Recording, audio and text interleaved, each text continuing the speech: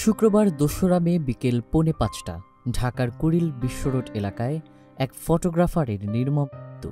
রেললাইনে দাঁড়িয়ে ভিডিও করার সময় উল্টো দিক থেকে আসা ট্রেনে কাটা পড়ে সে। তার নাম ইশতিয়াক আহমেদ রাফিদ। জানা গেছে, রেললাইনের এক লেন থেকে অন্য লেন দিয়ে আসা একটি ট্রেনের ভিডিও করছিলেন ইশতিয়াক। তবে পেছন দিক থেকে হঠাৎ করে চলে আসা একটি দ্রুতগতির ট্রেনে কাটা পড়ে সেখানেই মারা যান তিনি।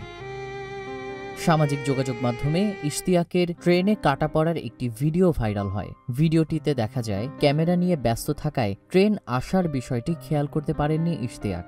দ্রুতগতির ট্রেনটি তাকে চাপা দেয়। নিহত ইশতিয়াক রাজশাহী কলেজের বাংলা বিভাগের ছাত্র ও শৌখিন ফটোগ্রাফার ছিলেন। রাজধানীর খিলক্ষেতে খালার বাসায় বেড়াতে এসেছিলেন তিনি। ঘটনার সময় ইশতিয়াকের খালাতো ভাই ঢাকার কুর্মিটোলা উচ্চ বিদ্যালয়ের ১০ম শ্রেণীর ছাত্র মুস্তাফিজুর রহমান তার সঙ্গেই ছিলেন। তিনি জানান, ইশতিয়াক মোবাইল ফোনে টঙ্গী থেকে কমলাপুরগামী একটি ট্রেনের ভিডিও ধারণ করছিলেন। এমন সময় অন্য লাইনে ঢাকা থেকে ছেড়ে আসা আরেকটি ট্রেনে তিনি কাটা পড়লে ঘটনাস্থলেই মারা যান।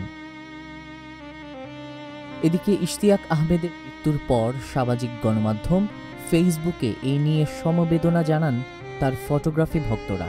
তারা বলছেন, ইশতিয়াক অসাধারণ ছবি ও ভিডিও ধারণ করতেন।